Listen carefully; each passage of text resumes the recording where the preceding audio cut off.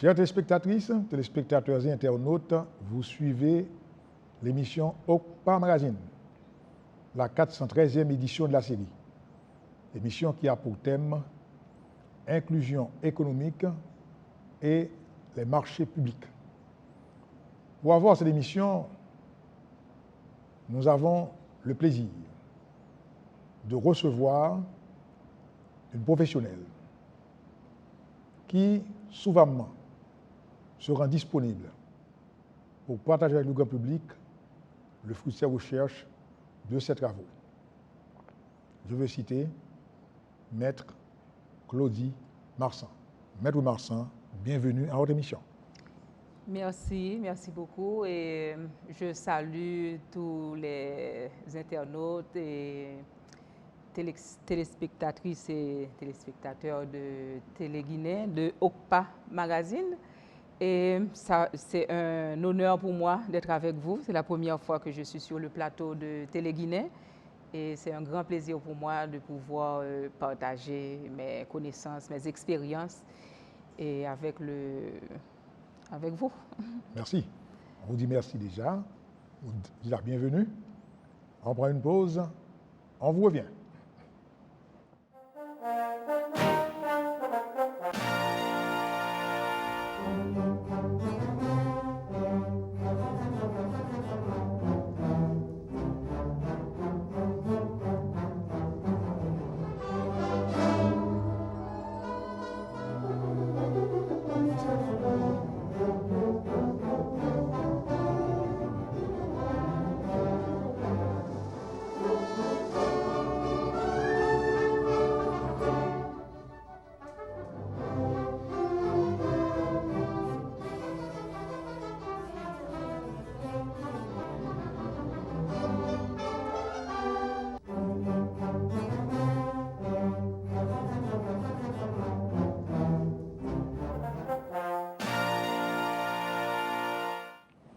Le thème de l'émission, c'est inclusion économique et marché financier.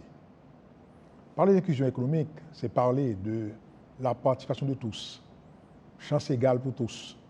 Et parler de marché public, c'est parler de finances publiques, c'est parler d'engagement des dépenses publiques. Et il s'agit de dépenses d'investissement, des dépenses de fonctionnement. Donc, c'est-à-dire des éléments qui intéressent le commun des mortels. Et nous avons, pour débattre de ce thème, Maître Claudie Marsan, qui est une compétence en la matière. Maître Marsan veut d'abord vous présenter au public. Je suis Claudie Marsan, avocate au barreau de Port-au-Prince. Je suis haïtienne, je suis née à Port-à-Piment et j'évolue dans les marchés publics depuis 1995. Et c'est une passion pour moi, les marchés publics. Donc, je pense que je vais d'emblée rentrer dans une définition des marchés publics et aussi de la passation des marchés publics. Donc, pour les marchés publics, ce sont des contrats administratifs. Donc, pour arriver à conclure un marché public, il faut toujours une mise en concurrence. Donc, ça doit passer par une série de procédures. Il y a plusieurs étapes. Donc, les 3 grandes étapes, c'est la détermination des besoins. Donc, on a l'étape préalable qui est déterminante et c'est une obligation. Si on échoue au niveau de l'étape de détermination des besoins, on est certain de ne pas pouvoir vraiment bien utiliser l'argent des contribuables, l'argent, les deniers publics. Donc, nous avons, je vais vous donner une définition de la passation des marchés publics. C'est une procédure, c'est un processus qui permet à une autorité contractante, à l'État, aux collectivités territoriales, à un organisme autonome, donc une autorité contractante qui va attribuer un marché. Donc il y a, dès qu'on parle d'attribution, on sait que préalablement, il y a une mise en concurrence. Donc l'État ou l'autorité contractante va attribuer un marché à un soumissionnaire. Donc, s'il y a soumissionnaire, on sait qu'il y a eu mise en concurrence. Très bien. Mais il faut toujours, l'attribution doit toujours se réaliser en fonction de la meilleure qualité de l'offre et le meilleur coût. Donc, il faut toujours que l'autorité contractante recherche l'offre économiquement la plus avantageuse pour elle. Et ce qui est très important, c'est qu'il faut que cette autorité contractante ne recherche jamais un intérêt individuel. Donc, c'est ce qui est, à mon avis, le plus souvent, je dis alors, aux participants de mes formations que ce qui est plus important pour moi, c'est vraiment ne pas rechercher un intérêt individuel. Donc, quand on conclut ce marché, finalement, on a l'attribution du marché, on conclut un marché et on a une rencontre de deux volontés. Il y a l'autorité contractante d'un côté et de l'autre côté, on a un opérateur économique qui peut être ou un opérateur économique privé ou un opérateur économique public. Donc c'est ça. Très bien. Et on sait que ce sont des marchés, ces marchés publics-là, ce sont des contrats administratifs. Pourquoi je dis que c'est un contrat administratif? Parce que dans la loi même du 10 juin 2009, on vous dit que les marchés publics sont des contrats administratifs.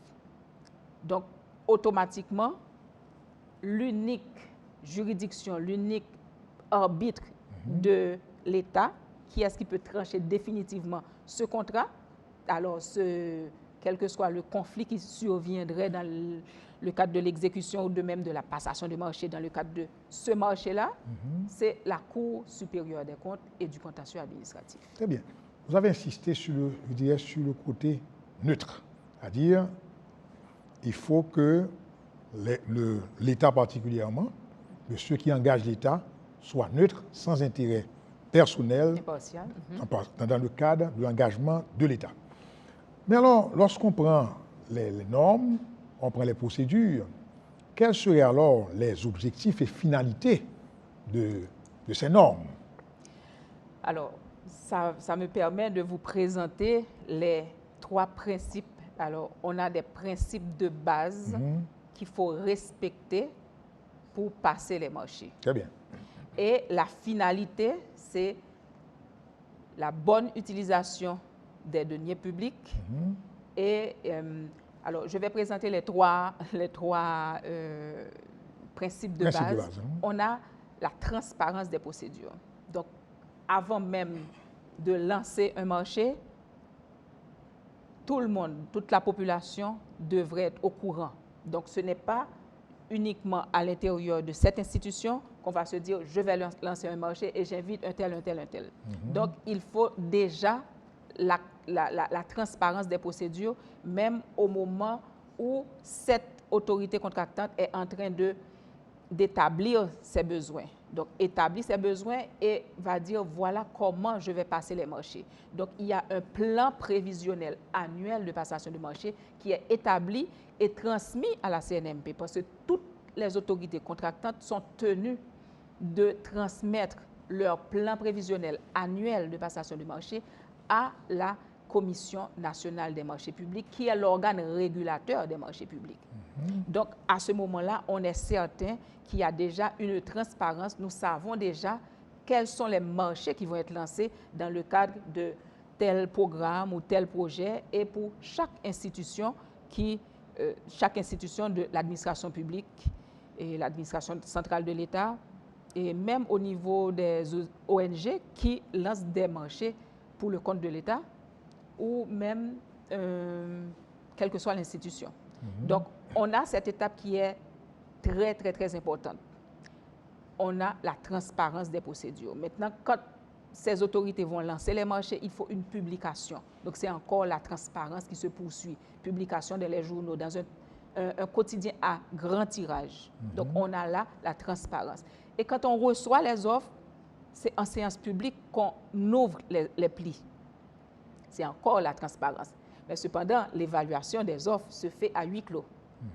Mais ensuite, il y a l'attribution du marché. On a l'attribution provisoire, parce que quand on attribue le marché, il faut quand même informer la CNMP qui vérifie est-ce que la procédure que vous aviez prévue dans votre plan de passation de marché, est-ce que cette procédure a bien été respectée et à ce moment-là, donne son approbation et on doit passer à l'étape de la notification définitive du marché et qui doit également être publiée. Donc, c'est encore, on parle de transparence.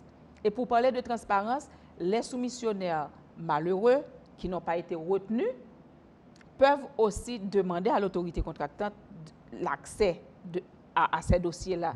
Le rapport d'ouverture, le rapport d'évaluation. Le rapport d'ouverture doit être, la copie doit être déjà communiquée aux firmes. Okay. C'est la transparence. Maintenant, le rapport d'évaluation peut être consulté également. À l'institution même, on arrive, l'autorité contractante peut vous donner accès à ces éléments, vous vérifiez, vous constatez que vous avez perdu pour telle ou telle autre raison.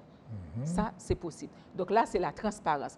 Deuxième principe, on a le libre accès à la commande publique. Donc, c'est la liberté d'accès à la commande publique. Ça veut dire que quelle que soit la personne qui est éligible, qui remplit les conditions pour participer à un appel d'offres, doit avoir accès aux éléments, aux dossiers et pouvoir soumissionner une offre.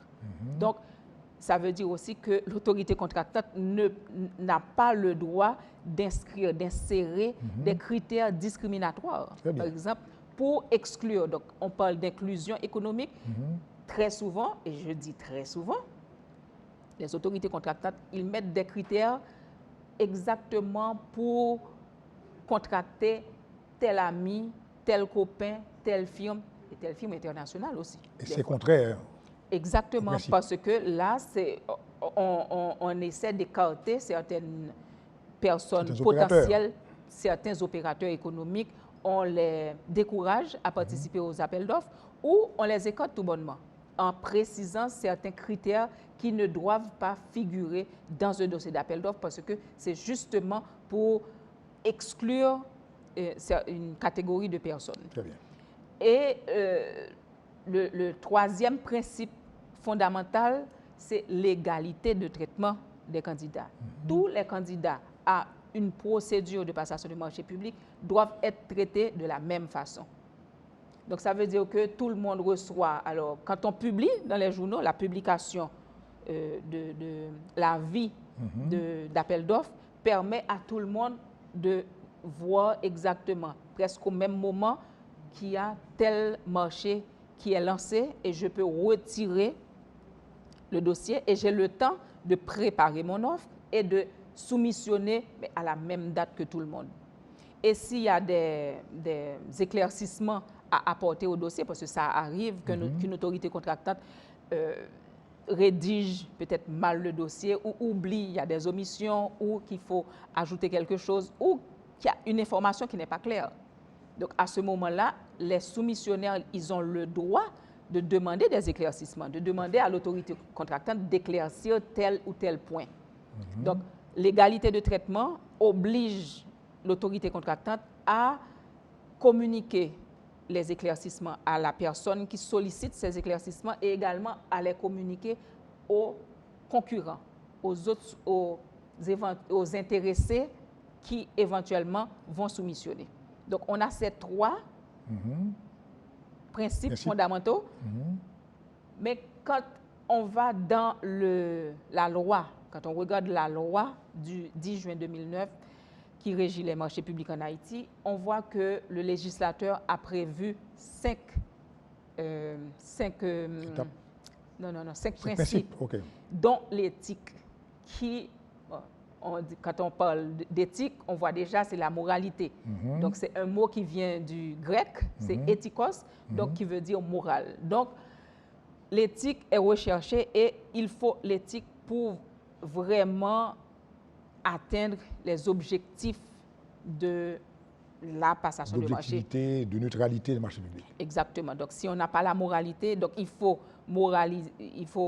la moralisation non seulement de l'administration publique, de la vie publique et privée, mais également des agents qui conduisent la passation de marché, qui conduisent le processus de passation de marché public.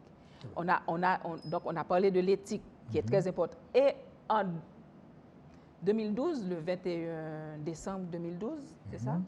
En tout cas, nous avons la charte d'éthique. Oui, comme un code d'éthique qui est. C'est comme un code exactement et tout est prévu.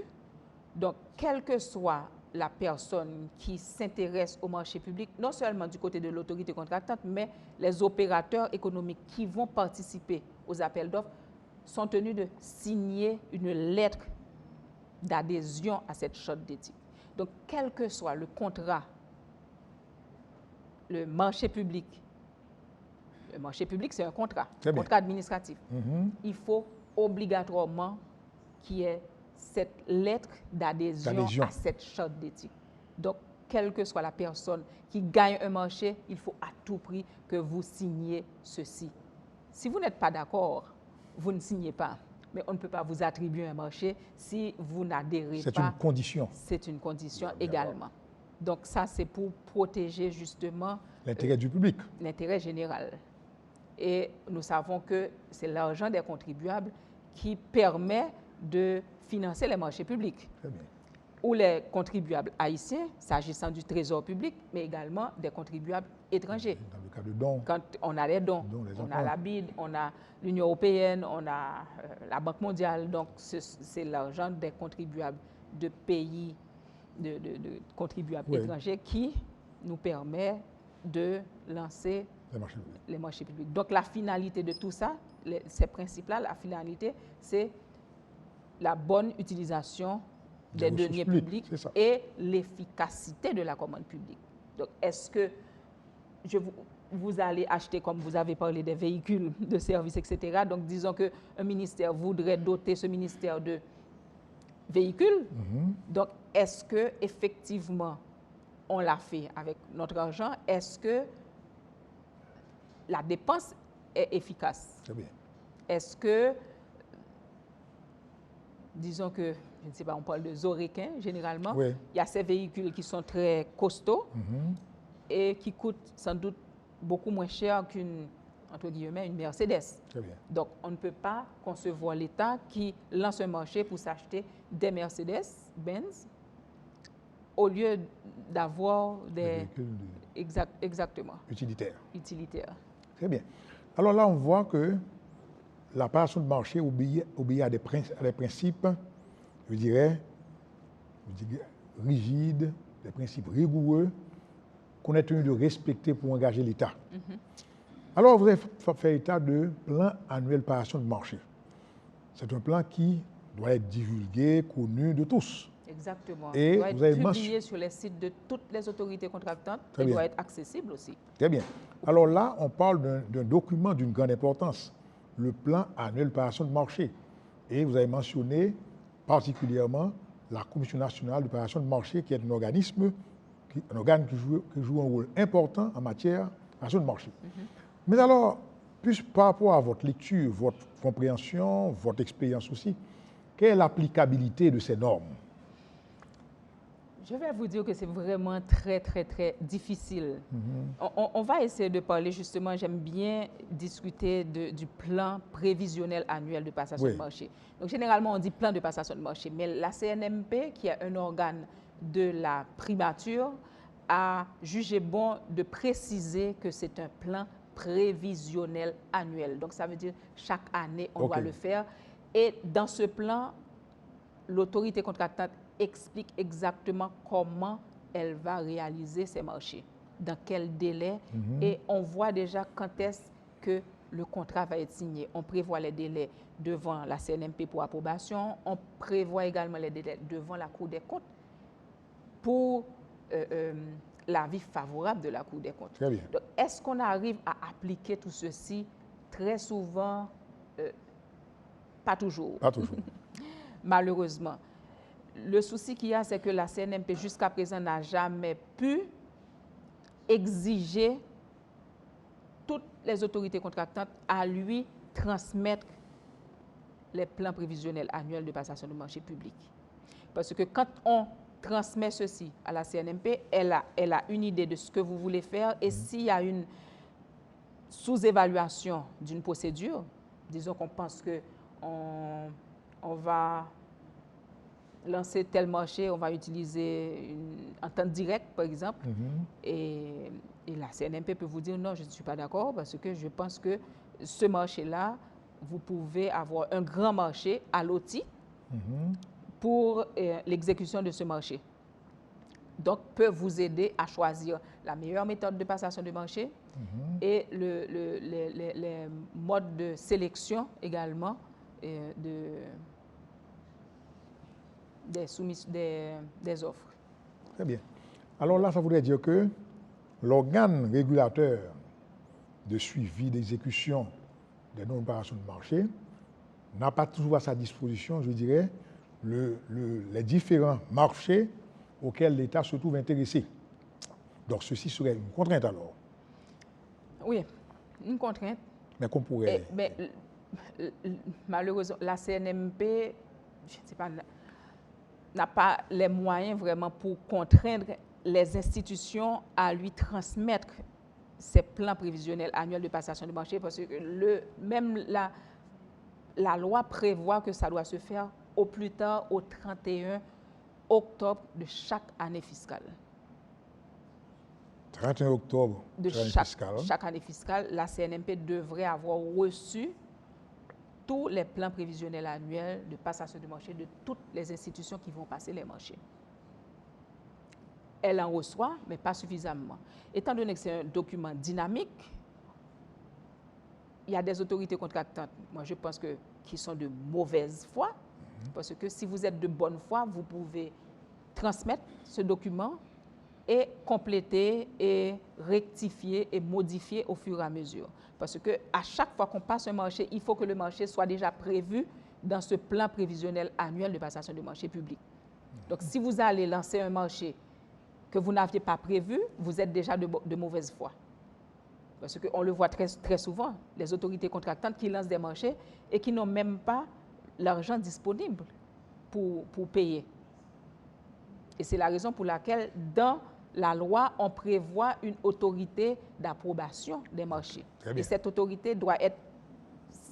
Elle ne fait pas partie de l'autorité contractante. Disons que la DINEPA va lancer des marchés. L'autorité d'approbation, c'est le ministère...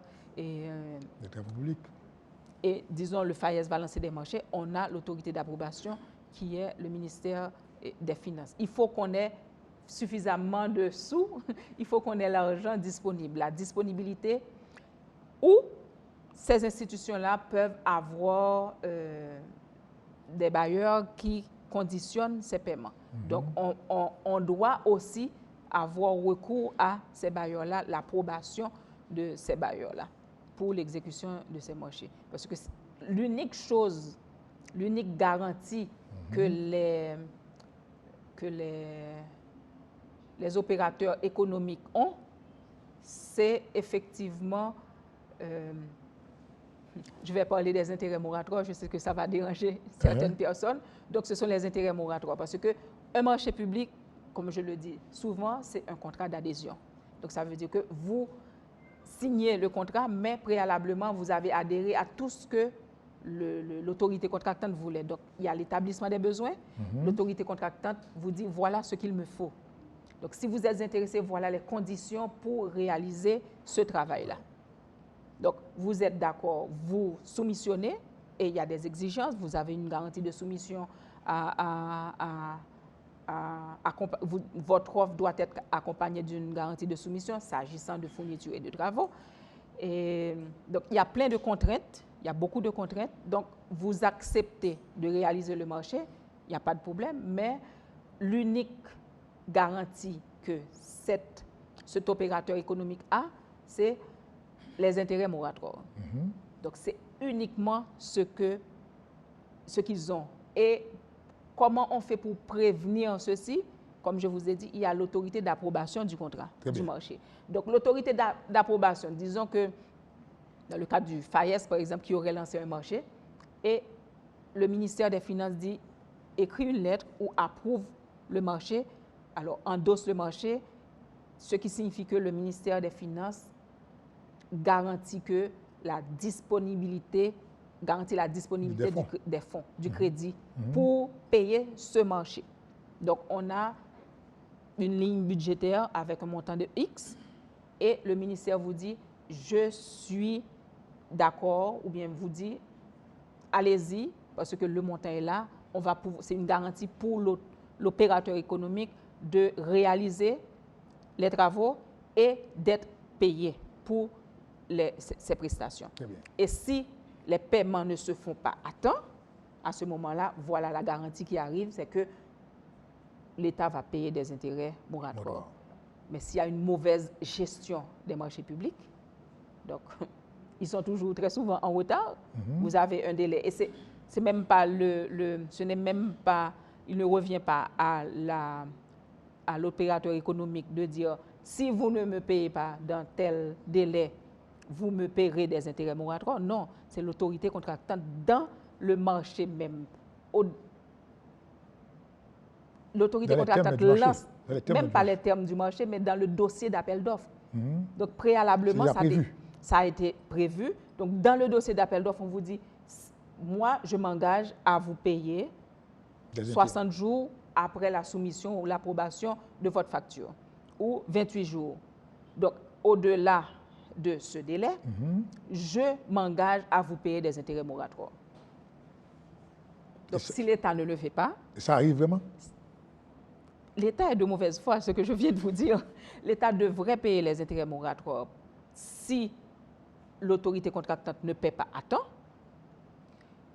Mais ce qui arrive, c'est que très souvent, l'autorité contractante ne paie pas à temps parce qu'il y a un désordre ou bien ils ont menti parce que dans le dossier, ils ont prévu la ligne budgétaire. C'est la raison pour laquelle la Cour des comptes insiste pour voir la ligne budgétaire pour être sûr que les gens seront payés. Donc, c'est une façon de protéger tout le monde. Donc, vous avez prévu ce montant et vous n'arrivez pas à payer. Et très souvent, ce qu'ils font, ils ne payent pas les intérêts moratoires. Et c'est prévu la loi prévoit ceci.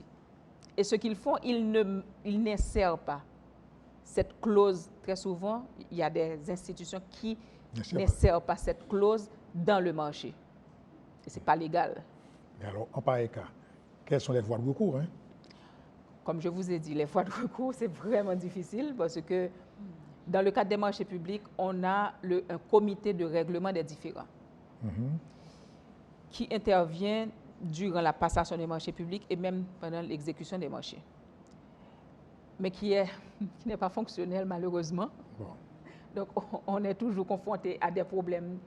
Quand il s'agit de l'État, il faut le dire, on va pas se... Bon, il faut dire la vérité. On dit la vérité. Donc le premier recours, c'est vraiment le recours gracieux. On s'adresse à l'autorité contractante, on essaie de trouver une solution. Et très souvent, il n'y a pas de solution. Très, très, très souvent. Donc, il faudrait aller vers le comité de règlement des différends. Et il faut aller vers le comité de règlement des différends.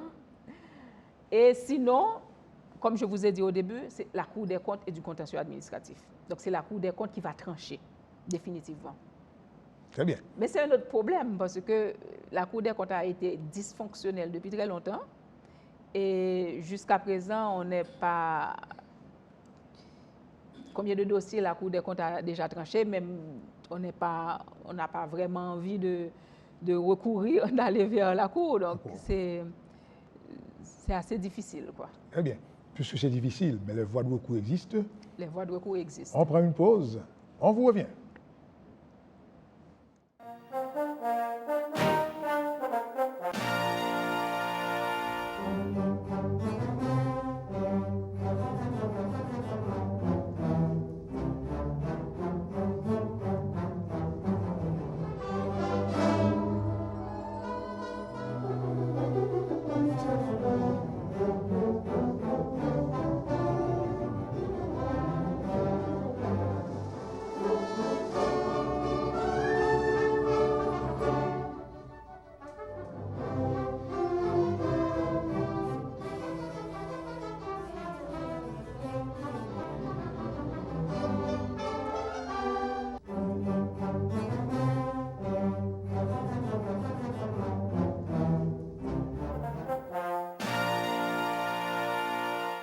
Chers téléspectatrices, téléspectateurs et internautes, vous suivez la 413e édition de la série OCPA Magazine.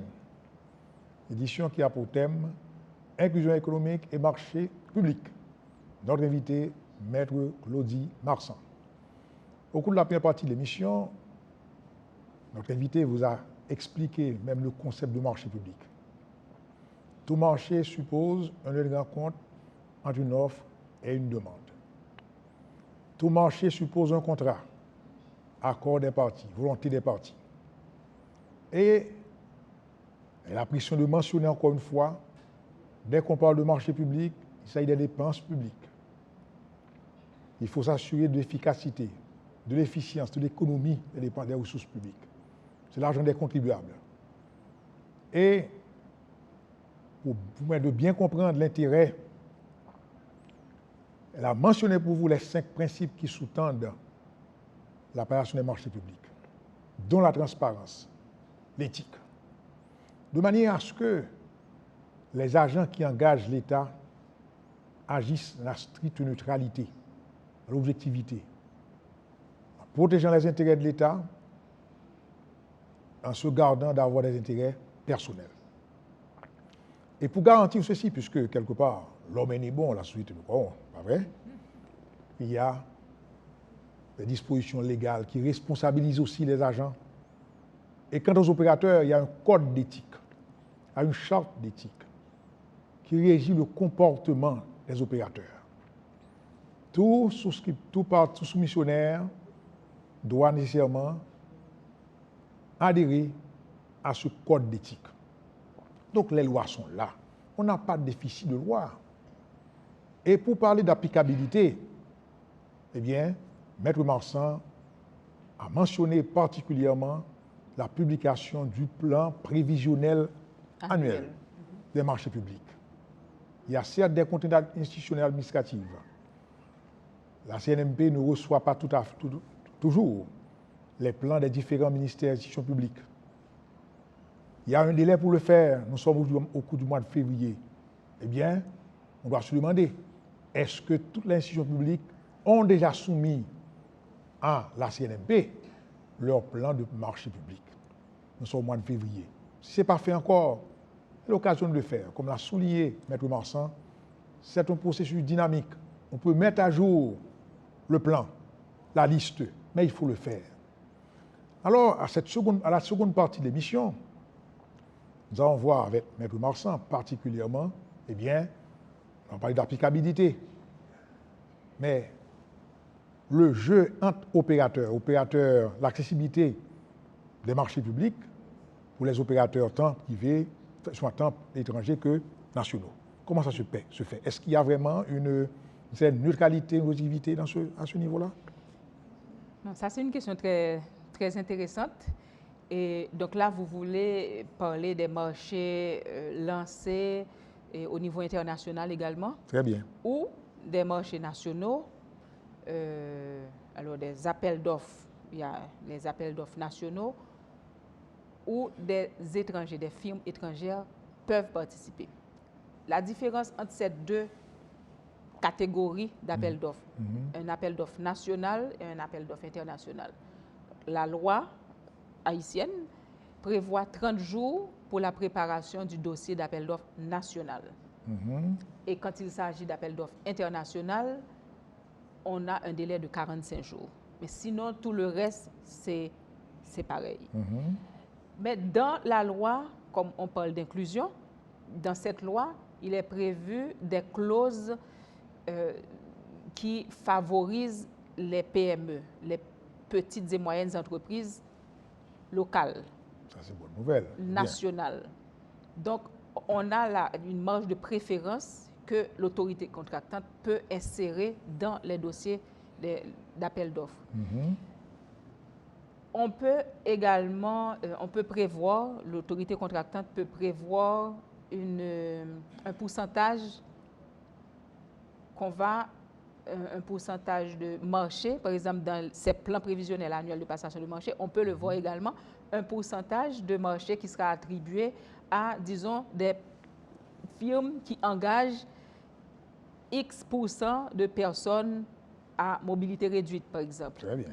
Ou des femmes.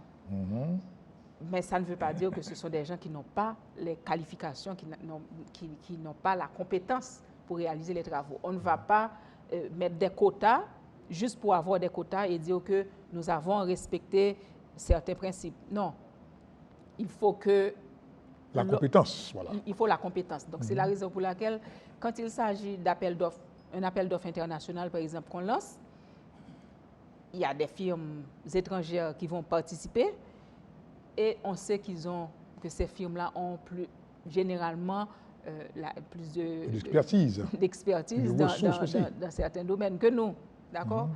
Donc, on peut exiger dans le dossier d'appel d'offres, parce que tout doit être déjà prévu dans le dossier d'appel d'offres, on peut exiger que cette firme étrangère qui va soumissionner ait un pourcentage de main-d'œuvre nationale. Très bien.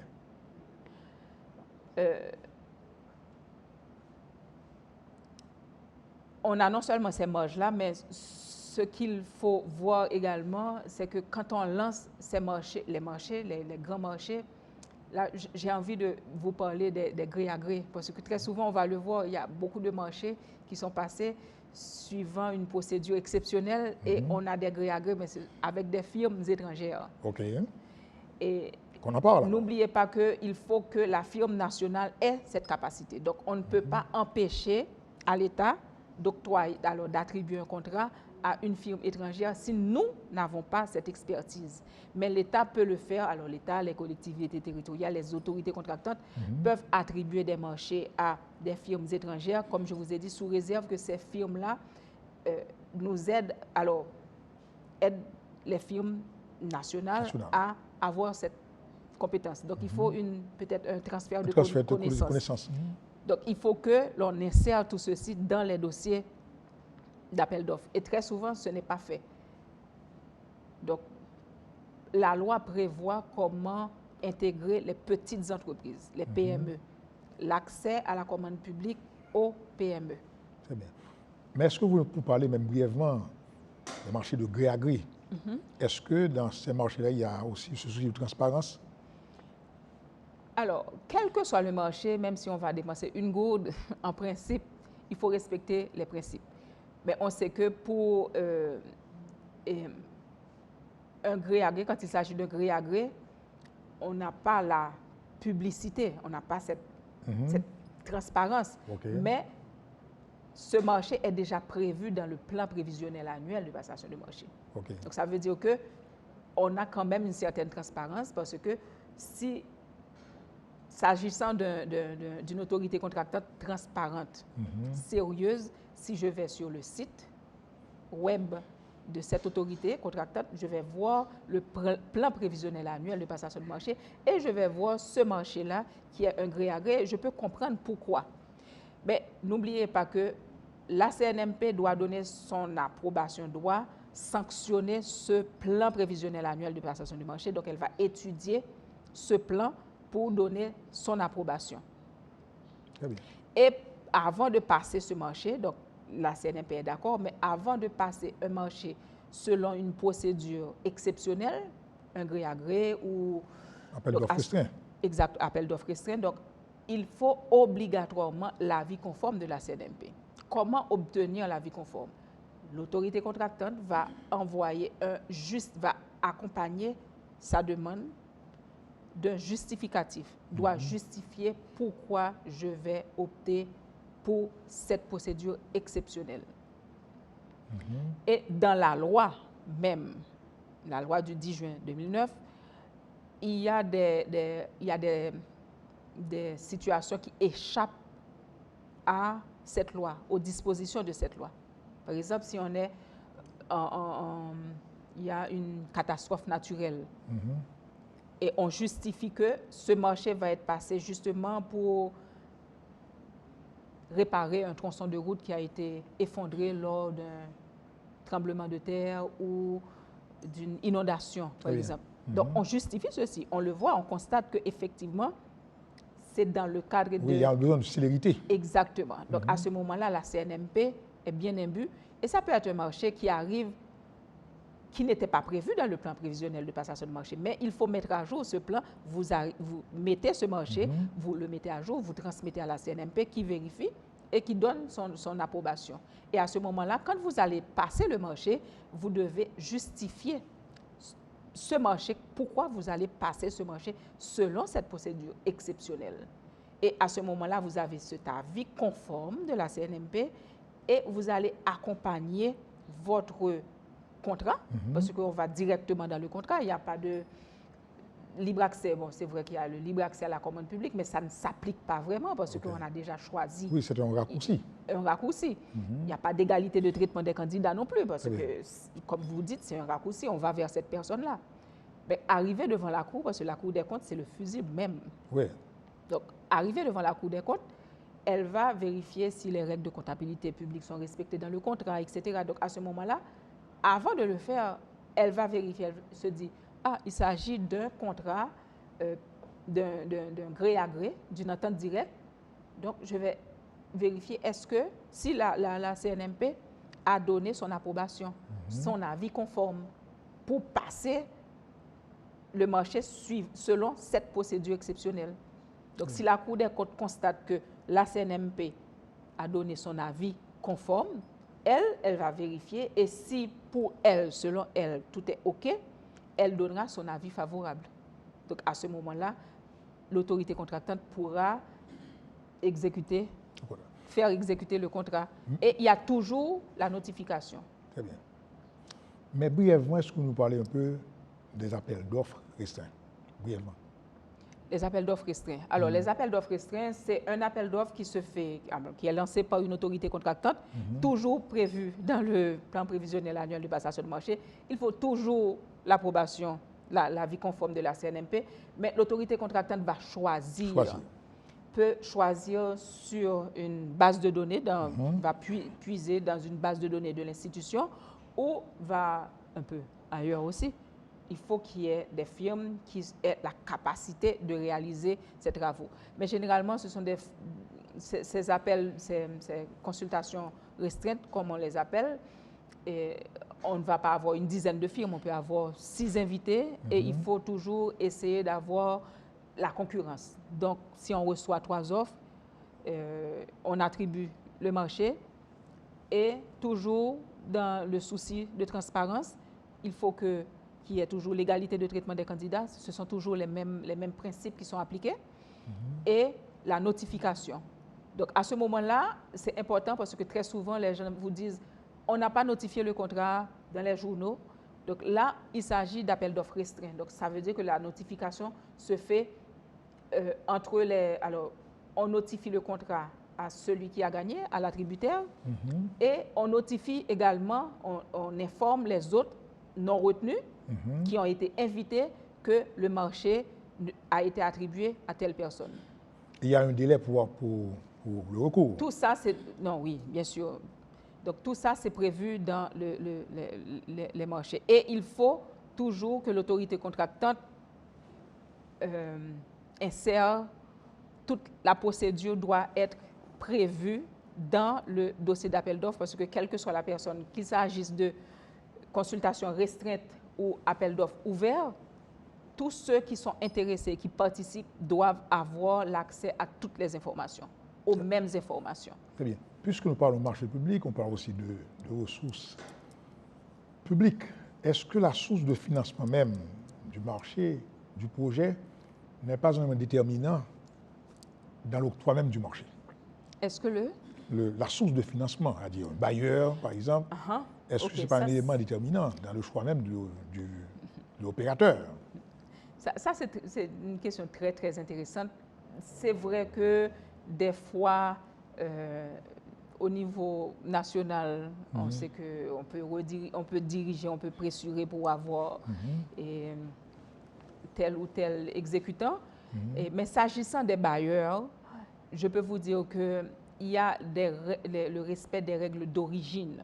Donc, disons que on parle de la BID. Très bien. La BID ne va pas permettre qu'on attribue un marché à un ressortissant de pays qui ne fait pas partie, qui n'est pas membre de la BID, des pays membres de la BID. Très bien. Donc ça, c'est tout à fait normal parce que il faut le respect de l'origine des biens. Donc, on a une liste de pays membres de la BID, donc quel que soit le bien que vous achetez ou quelle que soit la personne qui va exécuter un marché, doit avoir, si c'est une personne, la nationalité doit être respectée, l'origine, et s'il s'agit d'un bien également. Mais disons qu'il s'agisse, disons, par exemple, les Cubains ne font pas partie de pays membres, ne sont pas pays membres de la BID.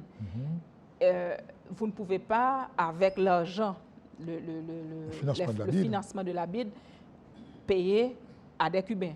Sauf dérogation. On peut avoir une dérogation. Par exemple, s'il s'agit de médicaments que les Cubains auraient inventés.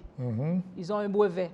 Oui. Et c'est uniquement ces gens-là. Ça, c'est incontournable. C'est incontournable. À ce moment-là, on ne va pas dire que c'est incontournable. Donc, on attribue le marché à cette personne, à ce Cubain ou à cette pharmacie, je ne sais pas, ce laboratoire.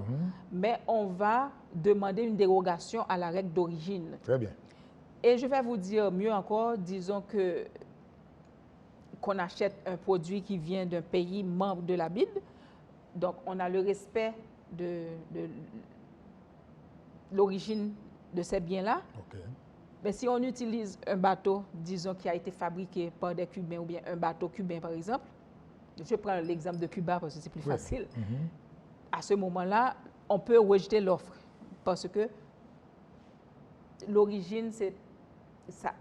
Même le transport doit être respecté. Même les matériaux utilisés, tout ce qui est accessoires, exactement, doivent être respectés. Donc, à ce niveau-là seulement, en principe, ils peuvent influencer l'octroi du marché. Pas l'octroi du marché, mais à qui on va... Alors, c'est le respect c'est la règle d'origine. Parfait. C'est tout. Mais c'est vrai que ce sont des hommes qui sont à la tête de ces institutions ou des employés de ces institutions. Donc, la corruption, c'est partout. On ne va pas dire que les employés, les fonctionnaires des bailleurs sont des saints. Très bien. Je suis désolée. Donc, eux aussi, ils peuvent, comme on le fait en Haïti, influencer une procédure, mais ça, c'est la mauvaise foi ou la corruption d'un agent, mais pas de l'institution. En tant que tel. Très bien, c'est bien dit. Mais alors, on parle de financement, mais l'éthique a un poids assez important. Puisque nous parlons d'applicabilité des normes, des procédures, quels seraient, selon vous, les accommodements les amendements apportés à ces normes-là, pour les rendre encore plus transparentes et faciliter l'accès à tous au marché public? Moi, je parle souvent de volonté de l'État. Il y a des gens qui me disent qu'il faut l'engagement. Oui, on peut être engagé. Par exemple, le président de la République peut parler, il peut dire ce qu'il veut, mais c'est une question d'engagement, OK, ou n'importe qui, mais la volonté.